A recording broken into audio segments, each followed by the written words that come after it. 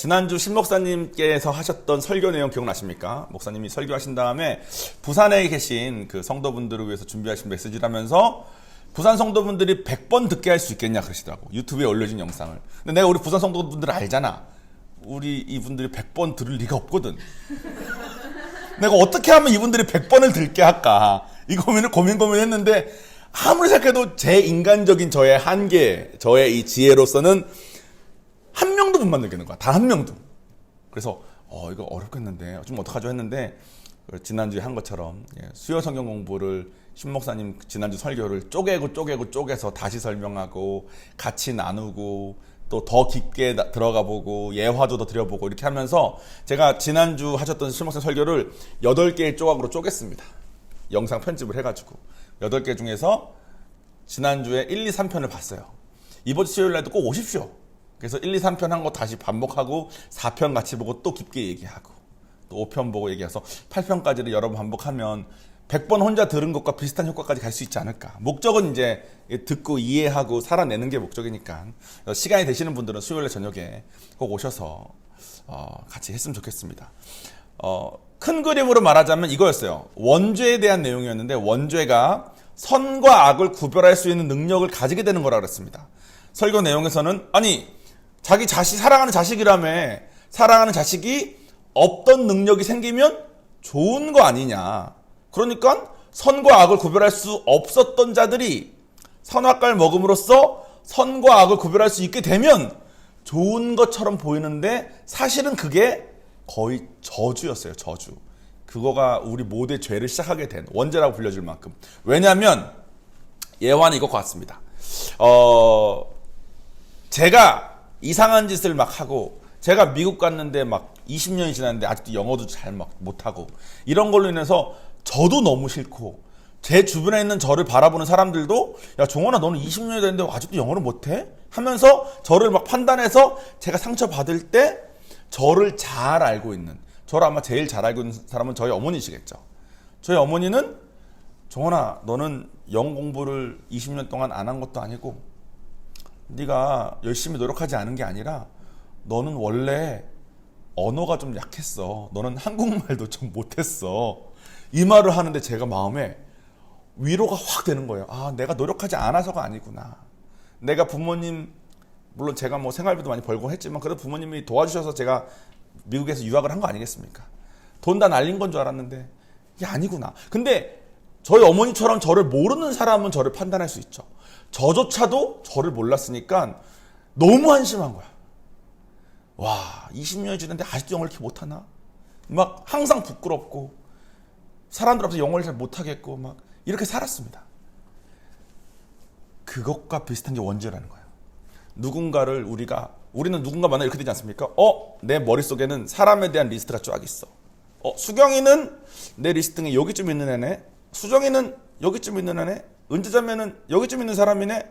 내 머릿속에 이미 있는 차트가 다. 근데 내 머릿속에 이미 있는 차트가 여러분 다 있잖아요. 그죠? 머릿속에 이 사람 만나면 이 사람 이런 사람.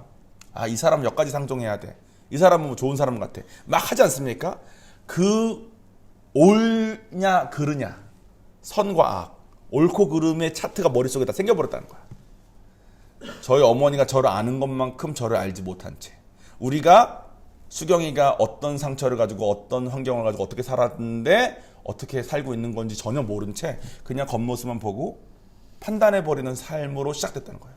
근데 그게 단순히 사람과 사람을 대하는 것뿐만 아니라 세상을 사는 전반에 다 가득하겠다. 우리의 삶이 판단하는 삶으로 들어가 버렸다는 거예요. 충분히 알지도 못한 채. 근데 하나님은 모든 걸 다 아신대. 그래서 하나님이 말씀하시는 모든 걸 다 아시는 하나님이 말씀하시는 이게 옳은 거야. 이게 선한 거야. 이게 그른 거야. 이게 악한 거야. 그 선과 악은 우리가 의지할 만하고 신뢰할 만한데 사람들끼리는 자기 머릿속에 나는 하나님께서 은사를 주셔가지고 딱 보면 딱 알겠어요 하는 사람들이 너무 많다는 거야. 근데 그런 내가 이미 뭐가 옳고 뭐가 그른지 안다고 확신하는 그것이 사람의 삶을 불행하게 만든다는 겁니다. 하나님은 우리를 사랑하시고 행복하기를 바라시는데 우리가 행복길로 살지 못하게 된다는 거예요. 하나님이 제발 내 말 좀 들으면 안 되겠니? 내가 다 알아서 하는 말이야. 너 다 모르잖아. 너 지금 다 모르고 이렇게 말하는 거잖아. 암만 말해도 내가 이미 아는 것 같아. 근데 그게 우리 삶에 가득하다는 거였습니다. 우리가 생각하는 대로 사는 삶이 우리의 삶을 어디로 이끄는지는 이미 우리가 삶을 살아봐서 알지 않습니까? 이 세상이 호락호락하지 않습니다. 그래서 하나님의 말씀을 좀 듣자. 목사님이 그것을 예를 들기 위해서 예배 시작하기 전에 오늘 시편 81편을 할 건데 읽어보세요 했는데 몇 명이나 읽어봤냐는 거야. 왜냐면 목사님이 읽어보라 그래도 에이 난 설교 들으면서 딱 이해할 수 있는데 뭘 굳이 먼저 읽어봐. 이런 생각으로 이미 옳고 그른 게 가득해서 순종도 못하고 말씀을 듣지도 못하고 우리의 삶은 어디서부터 잘못됐는지 모르겠는데 뭔가 망가져 있는 삶으로 계속 가고 있다는 겁니다. 내가 원했던 삶이 이게 아닌데 이 삶으로 가게 된 이유가 사실은 원죄 때문이라는 말씀을 하셨습니다. 여러분 지금 제가 드린 이 말씀은 100번 들어서 이거 진짜 뭔지 내 걸 만들어야 되겠나 하는 이 동기유발을 위해서 말하는 거긴 했는데 표정들을 봤을 때 동기가 잘 유발이 다 됐는지 잘 모르겠지만 수요일날 오시면 훨씬 더 많은 예화와 함께 8조각으로 나눠서 같이 나눠보고 질문하고 하는 시간을 갖겠습니다. 오늘은 우리 원래 하던 다시 비유 시리즈로 넘어갈 거예요. 근데 오늘 비유는 지난주 설교 내용이랑 맥락이 같습니다. 같이 볼게요.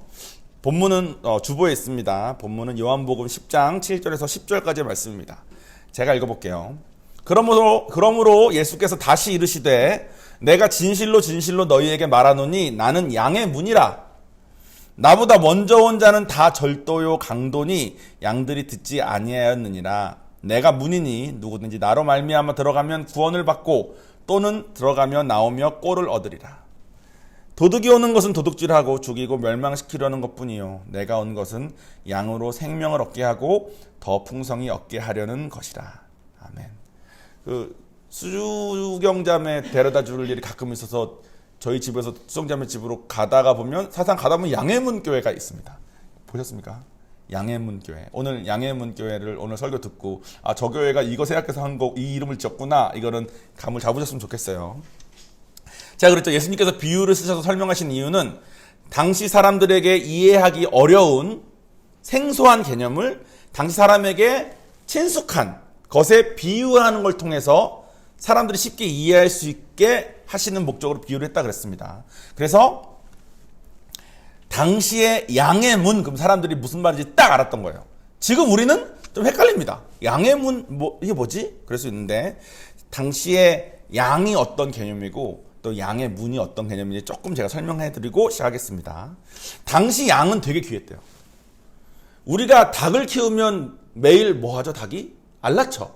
그러면 닭이 죽으면 더 이상 알은 못 먹어. 그러니까 닭이 귀합니다. 알을 매일 낳아주니까. 양은 젖도 짜먹을 수 있고 당시에는 의복도 없고 추운 겨울 이럴 때 됐을 때 양털이 진짜 귀한 옷이었대요. 양털이 계속 자라. 그러니까 양털이 많이 자라면 이걸 깎아줘요. 그러면 또 자라. 그러니까 당시 이스라엘 백성에게 양은 되게 귀했대요. 젖을 따먹을 수 있고 먹을 거가 쉽게 구해지지 않는 그 환경이었으니까 젖도 짜먹을 수 있는데 양털도 줘. 그러니까 진짜 귀했고 당시 부자의 기준은 양이 몇 마리인지 소가 몇 마리인지였대. 그만큼 양이 귀했습니다.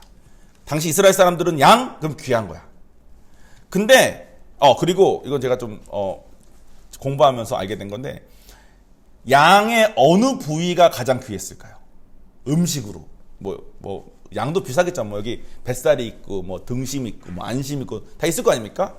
양의 어느 부위가 가장 귀했을까? 목도. 머리? 양 머리도 먹나요? 어느 부위가 가장 귀했을까? 양 꼬리가 제일 귀했대요. 이스라엘에 사는 양이 꼬리가 되게 두껍대요. 그래도 그게 비계가 엄청 많대. 그래서 이 꼬리, 살찐 꼬리로 되게 유명해가지고 손님을 접대할 때 최고의 식사가 양꼬리 음식이었대. 물론 다른 양 파이트도 먹었겠지만 꼬리가 그렇게 귀하고 맛있을 때입니다. 어쨌든 양을 그렇게 귀하게 키웠대요. 그런데 당시에 이제 양을 목축하는 방법은 이랬대. 이스라엘은 우기란 건기가 뚜렷한 지역이랍니다. 우기에는 비가 많이 와. 그러면 막 풀도 자라고 하겠죠. 근데 제가 비유 시리즈 하면서 그랬잖아요. 이스라엘 풍토가 너무 땅이 흙 같아 보여도 조금만 파면 돌 나오고 이렇게 풀이 잘 자라기가 어려운 환경이라 그랬어요. 그러니까 이스라엘이 우기 때는 풀이 많아서 슬라이드 했습니다. 우기 때는 풀이 많아서 이렇게 풀이 많아. 그럼 양떼를 풀어놓으면 이렇게 먹는 거야. 그러니까 다 방목하는 거예요. 그냥 풀었다가 모았다가 풀었다가 모았다가 하는 겁니다. 근데 이건 우기 때야. 건기 때를 보여주세요. 풀 없어. 풀 없는데 일단 풀어. 풀 있어 보이는데. 그리고 보시면 아시겠지만 양들도 있고 소들도 있고 막 다 모여 있어요. 그죠? 그리고 이 양이 지금 여기는 목동이 한 명밖에 안 보이긴 하지만 건기 때는 서로 다른 목장의 양들이 다 풀려서 한 곳에 모여서 먹게 됐답니다. 왜냐하면 풀이 너무 없으니까. 풀만 있다면 다 가는 거야. 다음 슬라이드 보시면 이게 사진 화질이 좀 그런데 이건 제가 봤을 때 풀이 없거든요. 근데 드문드문 듬성듬성 조금씩 있는 거를 먹는 거야. 이거라도 먹이려고. 그만큼 없다는 거예요. 그만큼 먹이기가 힘들어. 그래서 여러 목장의 목동들이 자기 양떼들을 데리고 갔다가 건기 때, 우기 때는 상관없어. 건기 때 데리고 당기다가 여기 풀 있다. 일단 여기 보면 이게 하얀색 여기 염소 보이십니까? 염소를 한 마리씩 꼭 두 마리씩 같이 했대요. 왜 그러냐면 염소는 성질이 좀 별로래. 그래서 양은 이렇게 목자가 가자는 대로 약간 주로 따라가는 분위기인데 염소는 일단 앞장 간대. 목자보다. 근데 앞장서서 갈 때 얘가 뭘 하냐면 먹는 걸 찾아다닌대. 그래서 일단 염소가 어딜 가서 멈추면 거기가 이제 풀이 있는 데인 거야. 그럼 목자는 목동 보다가 염소가 선대 가서 보면 풀이 있는 데인 거잖아요. 근데 염소는 성질이 좀 그래가지고 풀의 윗부분만 딱 먹고 치운대. 근데 양은 다 먹어버린대. 그러니까 염소랑 두 마리를 양이랑 같이 데리고 다니다가 염소가 먼저 가서 윗대가리만 먹고 있으면 양떼들이 가서 남은 거 먹고 또 염소가 없어지면 또 딴 데 가면 윗대가리 먹으면 양떼들이 가서 먹고 이렇게 했답니다. 근데 지금 여기 사진 이건 지금 큰 화면으로서 안 보이긴 하는데 없어요. 거의 없어. 근데 저것도 먹어야 되는 거야. 건기에는 먹기가 어려우니까. 이렇게까지 먹인 다음에 저녁이 됐어. 그러면 다시 이제 자기네 그 목장 울타리로 데려와야 될 거 아닙니까? 당시에는 지금 울타리지만 당시에는 동굴 같은 거에도 모으기도 하고 이랬대요.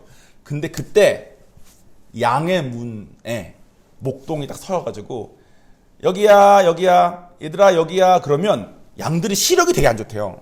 근데 자기 목동의 목소리를 기억해가지고 저쪽 목동이 여기야 얘들아 일로와 하고 이쪽 목동은 여기서 여기야 일로와 하면 양들이 다 풀먹어서 다 섞었다가 돌아갈 때 자기 목자 소리로 간대. 그러니까 예수님이 내가 양의 문이다. 그러면 당시 사람들은 양들이 자기 리더 소리 듣고 들어가는 그거 말씀하시는 거구나를 바로 알았다는 거예요. 지금 우리는 이게 좀 헷갈리지만 제가 지금 설명드린 그 시스템이 당시에는 있었다는 거예요. 그래서 양들이 시력이 약한데 목자의 음성을 듣는다는 거는 성경에만 나온 내용이 아니라 당시 시대에 쓰여졌던 많은 글들에 다른 안 믿는 자들의 글들, 기행문 이런 거에도 엄청나게 나온답니다. 양들의 특징이래. 그러니까 이거에 익숙한 사람들한테 예수님께서 7절에 그러므로 예수께서 이르시되 내가 진실로 너희에게 말하노니 나는 양의 문이라. 그러면 사람들은 바로 저분 음성 따라 가야 되는 거구나.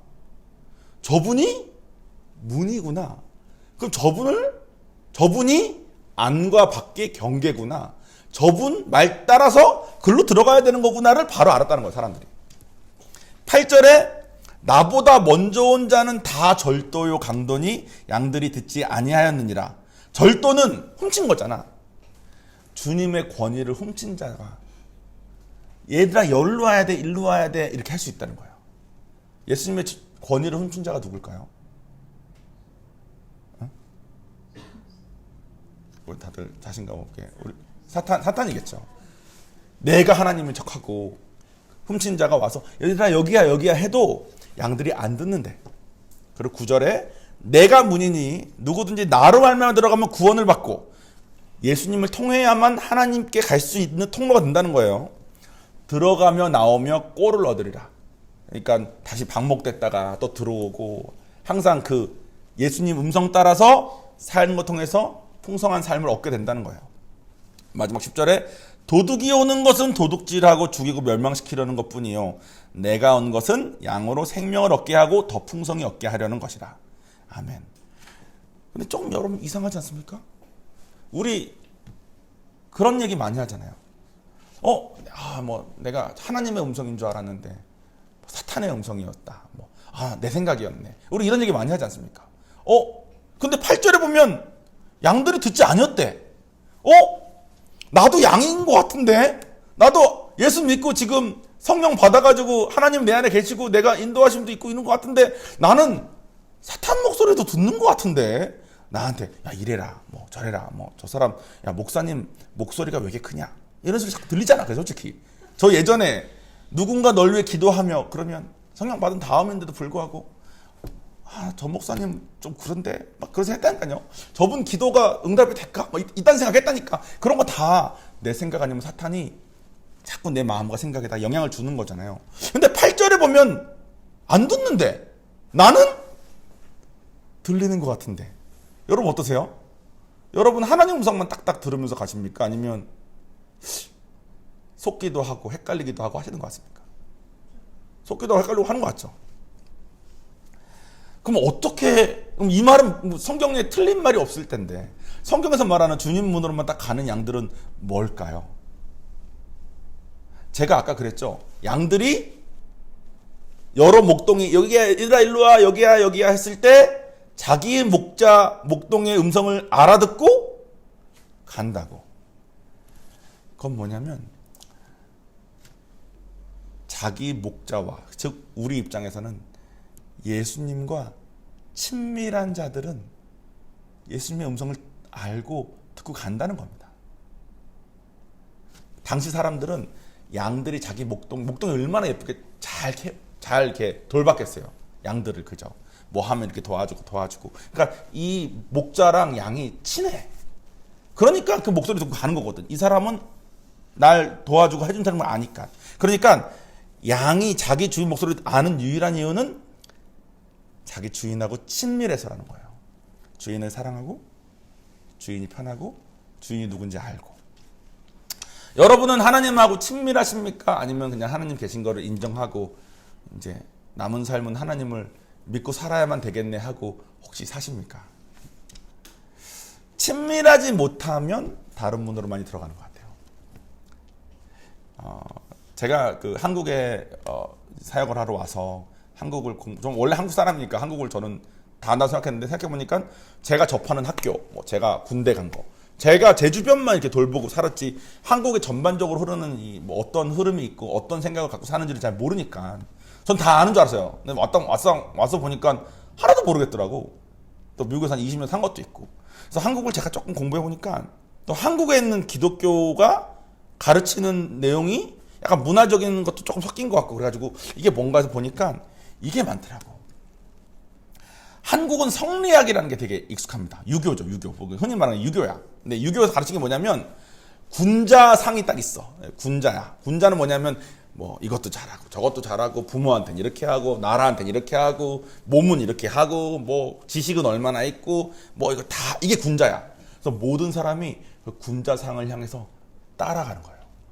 어떤 사람은 더 먼저 간 사람이 있고 난 이만큼 갔고 그래서 서로 비교가 가능하고 서로 저까지 가야 되니까 열심히 가야 되고 그래서 하나님에 대해서 성령 받은 다음에도 하나님께서 인도하심을 주고 이렇게 해도 아까 그랬죠. 지난주에 목사님 말씀하신 것처럼 원죄 때문에 내 머릿속에 내가 예수 닮게 닮아가야 된다며. 그러니까 예수님이 이제 군자상에 예수님이 딱 올라가. 그럼 내가 예수 닮게 변해야 되니까 내가 할 수 있는 바를 열심히 하는 걸로 바뀝니다. 근데 하나님께서 성경 보면은 있는 모습 그대로 와라, 부서진 모습 괜찮다, 용서해 주시고 용납하고 앞만 쓰여져 있어도 이 성경에 쓰여진 내용과 내가 친밀해지는 것이 아니라 내 머릿속에 내가 이제 하나님 만났어. 성경 받았네. 나 어떻게 해야 되지? 이젠 내가 따라가야 될 군자가 예수님이구나. 그 예수님 닮게 내가 가야 되겠구나. 붙잡은 다음에 내 생각에 중요한 것을 엄청 열심히 하는 거. 성경 공부를 열심히 하고 기도를 열심히 하고 뭐 교회 봉사를 열심히 하고 자기의 열심으로 빠질 때가 너무 많은 것 같아요. 근데 하나님과의 관계 때문에 내가 너무 사랑해. 이분을 너무 사랑해. 너무 감사해. 그러면 이분이 뭘 원하는지 좀 궁금해지기도 하고, 이분이 원하시는 거 해드리고 싶기도 하고, 이분하고 항상 함께 있고 싶고. 그러니까 기도를 해야 돼서가 아니라 기도가 하고 싶어지고, 내가 주님 원하는 걸 좀 해드리고 싶은데 주님 원하는 걸 해드리려면 이분이 뭘 원하는지 알아야 되니까 성경도 좀 읽어봐야 되겠고, 이렇게 해야 돼서가 아니라 자발적인 걸로 가야 우리가 성령의 열매로 변화가 될 텐데, 성령의 변화보다는 내 생각에 해야 될 걸 열심히 하는 경우가 너무 많은 것 같아요. 사실 그렇게 가면 하나님하고 친밀해지기는 되게 어렵습니다. 차라리 처음 믿었을 때가 제일 친밀해. 아무것도 몰라서 그냥 하나님 만났을 때 하나님 살아계시는군요. 그때가 제일 친밀하고, 신앙생활을 하면 할수록 친밀함과 멀어지는 것 같아. 그러면 양의 문으로 들어가기가 어려워. 이게 맞는 것 같거든. 저게 맞는 것 같거든. 왜냐면 내 머릿속에 사갈 먹은 다음에 있었던 원죄 때문에 옳고 그름이 다 있는 거야. 교회 다니면 빠지면 안 되지. 야, 교회 가면 제일 예쁜 옷을 입고 가야지. 제가 예전에도 말한 적 있죠. 제가 아는 한 형이, 신앙 좋아 보이는 미국 형이 슬리퍼를 신고 미국 교회 왔길래, 저는 그 한국적인 정서 때문에, 형 그래도 주님 만나러 오는데 슬리퍼는 아니지 않아? 그랬더니 형이, 난 이 슬리퍼를 산 다음에 이 슬리퍼를 하나님한테 갈 때 제일 처음 신으려고 안 신고 있다가 오늘 신고 왔다는 거야. 그래서 이건 진짜구나. 이건 진짜구나. 슬리퍼가 되고 안 되고 중요한 게 아니라 나에게 새로 생긴 것을 하나님한테 제일 먼저 보여드리려고 친구 만날 때, 뭐 여자친구 만날 때 제일 처음 쓴 게 아니라 예배 드릴 때 제일 처음 신고 왔다는 거예요. 그런 게 친밀이라는 거야. 근데 친밀로 방향으로 가지 못하는 이유가 뭐라고요?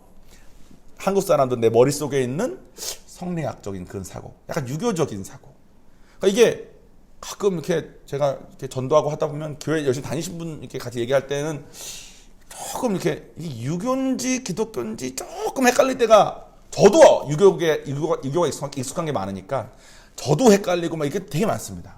그래서 하나님과 친밀해지려면 주님 말씀을 배워야 돼. 근데 배우기가 너무 어려워. 왜 어렵냐면 공부하기가 힘들어서가 아니라 통독을 한 3번만 하면 이제 내가 아는 것 같아. 원죄 때문에.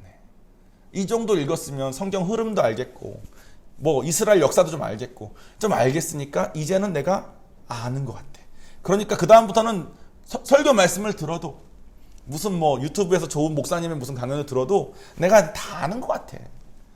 그러니까 하나님에 대해서 겸손히 배울 수 있는 기회가 점점 막히고, 그러면 우리가 하나님을 만났다는 것은 우리가 양의 문에 들어가서 이제 구원을 얻었다는 거잖아요. 그 다음에 뒤에 몇 절이었죠? 9절에 들어가며 나오며 꼴을 얻는 거가 이제 어려워지는 거야. 양의 문으로 못 들어가. 내 생각에 옳은 걸로 열심히 살아. 전 이런 사람도 봤어요. 하나님 만났어.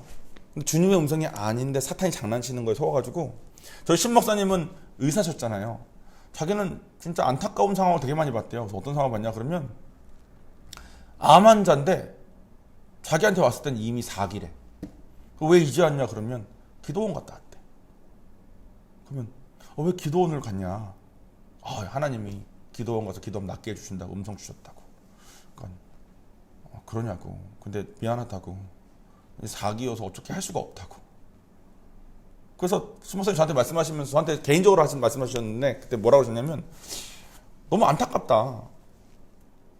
그게 하나님 정말 음성이었는지도 모르겠고, 하나님 음성이었으면 사실 아브라함이 이삭을 바치듯 자기도 기도원 가면 죽을 걸 알고 가면 된다.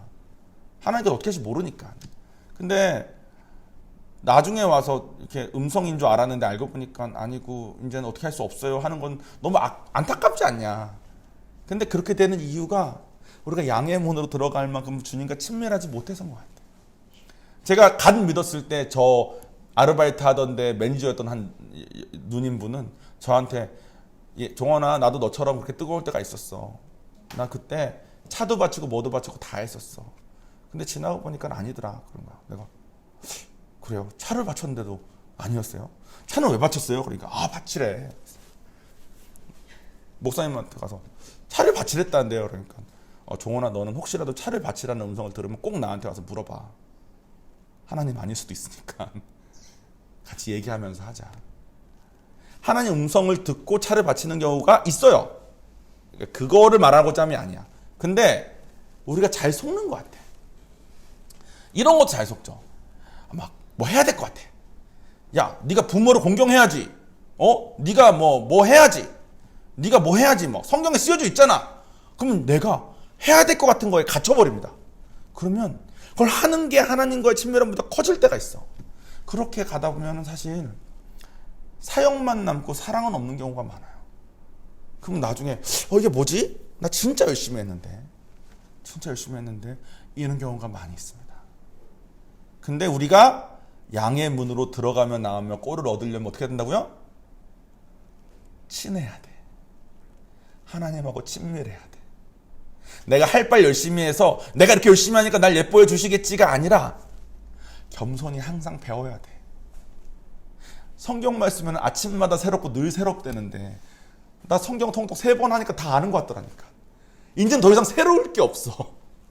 너무 다 아는 것 같아서. 그러니까 이제는 배울 때가 아니라 목숨 바쳐 주님을 위해서 일해야 될 때에 빠졌었습니다. 그래서 저는 사실 이 IGM 교회 오기 전까지는 칭찬 많이 받았어요. 와, 정원, 내가 몇 번이나 말했죠.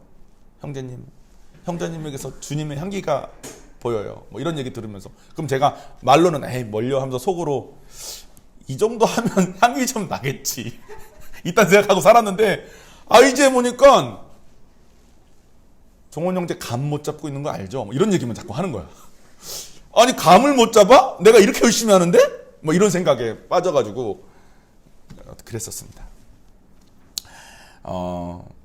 그래서 우리한테 필요한 게 사실은 공동체예요. 사탄은 우리한테 속삭이고 속일 때 어떻게 하냐면 우리를 혼자 있게 만듭니다. 혼자 있을 때는 야, 성경 말씀을 봐봐. 부모를 공경하라 써있지. 그러니까 넌 지금 이거 해야 돼. 너 지금 뭐 하고 있어? 이런 생각을 계속 심습니다. 근데 그때 그걸 들고 나의 사정을 다 알고 있는 누군가에게 보여서 내가 지금 이런 음성 들은 것 같은데 내가 지금 성경 말씀도 이게 있고 이거 어떻게 생각하세요? 해서 그거를 같이 고민하고 같이 기도하고 주님한테 같은 음성 들을 수 있는 그런 공동체 필요합니다. 저기 우리 곽호순 할머님의 따님, 우리 은숙자매님의 누나분이 저의 리더이셨지 않습니까? 저는 이제 야가가지고 음성만 딱 들었을 때는 바로 안 가요. 음성 들어서 가는데 맞다 그러면 해야 되잖아. 그 상황이 너무 싫은 거야. 그래서 음성 들으면 하나님한테 하나님 그러면 제가 말씀을 묵상할 때 하나님이 저에게 주신 이 음성이 성경에도 똑같이 있었다는 걸 보여주세요 하면서 저는 기도합니다. 그래서 뭐 며칠이고 지나고 며칠 지났는데 그런 거 없어. 그럼 사단이 장난치냐고 난 제꼈어. 하나님이 주신 것만 순종하고 살기도 바빠 죽겠는데 내가 사탄이 장난친 건지도 모르는 거에 혹해서 살 수 없다. 막 이런 생각으로 살았거든요. 근데 기도를 했는데 감동을 주셨어. 근데 하나님 이제 감동 받았는데 사탄이 장난칠 수도 있는 거니까 성경 말씀을 통해서 알려주세요. 그럼 말씀에서 그런 장면이 나오는 거야. 똑같은 장면이 있네? 그러면 전 그때 이제 저희 교회 동역자한테 연락을 하는 겁니다. 그래서 제가 한 번에 전화해가지고 한번 목사님 제가 이런 감동을 받았고요.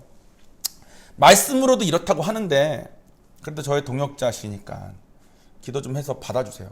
그러니까 야 내가 어떻게 받아? 그래서 받았다고 주시면 제가 할게요. 그걸 끊어버렸어. 전화를. 일단 그러고 끊었어. 그러니까 관계가 그만큼 돼요. 그러니까 끊고 일단 잊었어. 내가 너무 괴로우니까. 순종하기가 너무 괴로우니까. 그래서 일단 잊고 3일쯤 지났을 때 밤에 한무소님 전화가 오는 거예요. 전화 받더니 목이 다 쉬어있어. 그랬더니 한무소 집사님이 정원 형제 그거 맞대요. 그래서 감사해요. 끊고 이제 그건 이제 목숨 걸고 해야 되는 거지 뭐. 그런 동역자가 있으면 양의 문이 아닌 다른 문으로 들어가기가 쉽지 않습니다. 그래서 자꾸 동역해야 돼. 동역은 그냥 교회 같이 다니는 이 사람. 나도 믿고 너도 믿어. 나도 성경 받았어. 너도 받았어? 나도 음성 가끔 듣고 인도하시면 따라. 너도 살아? 오케이 좋아. 이게 아니라 사실은 거의 제자와 예수님의 제자를 만드는 거죠. 예수님 제자는 제가 늘상 말씀드린 것처럼 내가 잘나서 나의 제자 삼는 게 아니라 나보다 신앙으로 내가 가르쳐줄 수 있는 게 있는 사람이 나까지 올라올 수 있게 돕는 게 제자인 거예요. 그리고 반드시 누군가의 제자가 되어야만 됩니다. 그래서 나의 위에 누가 있고 내가 섬기고 있는 누군가 있는 이 얽히고 설킨 관계일 때 우리가 사실 양의 문으로만 왔다 갔다 하면서 건강한 신앙생활을 할 수 있게 되는 것 같아요. 마무리 짓겠습니다. 오늘의 비유는 양의 문이었습니다. 제일 중요한 거는 그 문으로 들어가서 구원을 얻는 거예요. 이 자리에 계신 분들은 우리 다 인카운트하고 해서 성령을 다 받으신 분으로 제가 알고 있으니까 성령 받는 거에 대해서는 우리가 고민할 필요가 없지만 성령 받은 다음에 남은 삶을 어떻게 살 것이냐. 근데 아까 8절에 나온 것처럼 들어가고 나오고 하면서 계속 꼴을 얻고 풍성하게 살아야 될 거 아닙니까? 주님의 그 역사하시면 내 삶이 일어나고 주님과 더욱 친밀해지고 주님과 사랑하기 때문에 하나라도 하는 삶으로 우리가 깊어지게 가야 될 거 아닙니까? 안 그러면 처음 만났을 때 그 감격 말고는 없는 거야. 그 감격이 제일 좋아서 첫사랑을 회복하자고자 하는 마음밖에 없는 거야. 근데 여러분도 경험해보면 알겠지만 주님 안에서 훨씬 더 깊어졌을 때가 훨씬 더 좋지 않습니까? 그걸 가기 위해서는 반드시 우리는 겸손히 주님을 배워야 됩니다. 저도 설교 준비하면서 새로 배우는 게 한두 가지가 아니에요. 사실 제가 배우는 거에 한 30% 전하는 것 같아요. 너무 기니까. 그래서 내가 와, 목사라는 직업은 진짜 좋은 직업이구나. 공부를 이렇게 계속 해야 되는구나. 그리고 공부하고 또 공부해도 아직도 이렇게 모르는 게 많구나. 그리고 알면 알수록 주님은 좋은 분이구나. 여러분들도 그렇게 했으면 좋겠습니다. 그리고 두 번째는 공동체에 속해 있어야 돼요. 누군가와 내 삶을 나누고 누군가의 제자가 되고 누군가를 제자 삼으셔야만 됩니다.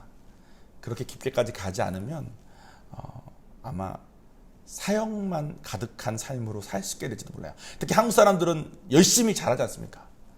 저도 IGN 오기 전까지는 메시아닉 신도름이라고 제가 구세주의 역할을 자처하는 삶을 많이 살았습니다. 그래서 각종 어려운 처지에 있는 청년들, 뭐 권사님들, 뭐 전도사님들 다 저한테 전화했어요. 정원아, 이런 형제 있는데 가서 만나줄래? 그럼 가서 만나고 교회 데려오고. 저는 그렇게 하면 하나님이 좋아하시는 줄 알았어. 근데 와이프랑 결혼했는데 와이프한테 하나님께서 저를 향해서 까맣게 탄 마음을 보여주시더라고요. 제 성격상 어땠을까요? 바로 인정했을까요? 못하지. 그럴 리가 없다. 하나님이 나를 얼마나 예뻐하실 텐데, 얼마나 기특해 하실 텐데 그럴 리가 없다. 근데 나중에 하나님이 저에게도 알려주시더라고요. 하나님이 어딨니? 하나님과의 사랑이 어딨니?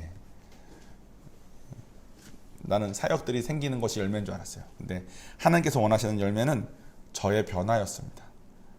제가 지난 목사님 왔다 가셨으니까 좀 배웠다 그랬잖아요. 여러분들이 저의 변화를 보지 못하면 저는 사실 배운 게 아닌 거죠. 여러분들이 목사님 원래 이런 사람 아닌데 좀 변했네? 끝까지 갈 겁니다. 주님 발버둥 치면서 제가 변해야 그제야 주님께서 저를 쓰실 수 있으니까. 저는 그래서 신 목사님 되게 좋아요. 신 목사님은 의사셨잖아요. 공부도 많이 했고 좀 잘난 분이에요. 되게 성실하시고 똑똑한데 성실하기까지 하면 잘 못 이깁니다. 그런 사람. 보통은 똑똑하면 성실하지 않고 성실하면 조금 머리가 안 좋은 경우가 좀 있는데 이분은 둘 다 가졌어. 돈도 엄청 많이 벌었고 뭐 아는 지식도 엄청 많아. 근데 이분이 김광신 목사님이 돌아가시는 직전까지 그분의 제자로 살더라고. 그래서 김광신 목사님이 말도 안 되는 얘기를 갑자기 어느 날 불러서 하면 자기가 하던 모든 사역의 방향이 그 방향으로 틀어지는 거야. 근데 보면서 와, 저거 쉽지 않을 텐데. 이제 자기 교회 구축했고 성도가 몇백 명이 돼가지고 이렇게 되고 걷어지는 헌금이 얼마가 되고 하는데 지금 저거 순종하려고 하면 이거 다 들어갈 텐데. 근데 그렇게 하고 계시더라고. 근데 그거를 유지하는 거, 그러니까 그 겸손함 때문에 순종하시는 거겠죠. 겸손하니까 배우시는 거겠지. 겸손하니까 누군가의 제자가 되고 겸손히 제자들을 삼으시는 거겠죠. 그것 때문에 신 목사님하고 사모님의 삶이 얼마나 풍성해지는지를 여러 번 본 것 같아. 그러니까 단순히 와, 이분 교회 사역 진짜 잘한다가 아니라 나도 이분처럼 살고 싶다라는 생각을 몇 번이나 했어요. 그러니까 지금도 뭐 어려움들이 있으신데 되게 행복해 보이지 않았나요? 이번에 오셨을 때도. 그죠? 손녀가 다운 증후군 태어났는데 그 다운 증후군으로 태어난 아이를 다운 증후군이 있는 아이로 대하지 않더라고. 그 아이는 너무 밝고. 내가 와, 저런 거는 진짜 하나님 안에서만 맺어진 열매인가 보다 이런 생각을 많이 하는데, 저도 주님, 제가 주님께서 허락해 주셔서 본 게 있으니까 신목사님 돌아가시는 날까지는 신목사님의 제자로 있기를 원하고 또 끊임없이 제자 삼는 것을 열심히 하고 살기를 원합니다. 한국에서 근데 이 얘기를 했더니 한국은 갑질이 많으니까 누군가 밑에 들어가는 걸 되게 싫어하더라고. 근데 저의 제자가 되는 게 아닙니다. 제가 신목사님의 제자가 되는 게 아니라 신목사님을 통해서 예수님의 제자로 크는 거죠. 신목사님은 저하고의 차이가 보이면 그 차이만큼 나도 닮기를 원하는 마음으로 가는 거지, 신목사님의 결점도 제가 많이 알거든요. 약점도 많이 알고. 그러니까 사람을 보고 가자는 게 아니야. 누군가의 제자가 되는 삶을 유지해서 겸손히 계속 배우자는 겁니다. 그리고 제자 삼는 관계가 되지 않으면 제가 잘못 갔을 때 저한테 말해줄 수 있는 사람이 아무도 없어. 저도 이번에 한 2번 혼난 것 같아요. 목사님한테. 목사님이 근데 그거는 이런 모습 때문에 그런 거야. 예, 알겠습니다. 저거는 이건 뭐예요? 그거는 저런 모습 때문에 그런 거야. 그 두 가지 제가 고쳐야 되겠네요. 제가 나이가 45이니까 40이면은 한국 그 유교 사상으로는 불혹이라고 그러지 않습니까? 함부로 혹하지 않는데 내 머릿속에 있는 생각이 바뀌지 않는 거죠. 그래서 저도 이거 듣는 게 쉽지 않더라고. 근데 듣길 원해. 바꾸길 원해. 왜냐면 나 가만히 있으면 난 엄청 교만해지고 막 다 아는 것 같이 성경 통독 3번만 하면 다 안다고 완전 착각하는 사람인데, 여러분들도 목사님께서 저에게 여러분에게 시켰으면 좋겠다고 주신 숙제가 있습니다. 그건 뭐냐면 내년부터 성경을 하루에 한 장씩 읽게 하는 겁니다. 어떻게 할지 고민 중입니다. 나이가 조금 있으신 분들은 듣는 것을 제가 시스템을 해드릴 거고, 폰 몇 개 누르면 딱 들을 수 있게. 나이가 젊으신 분들은 한 장씩 녹음해서 저에게 카톡으로 보내시면 되겠습니다.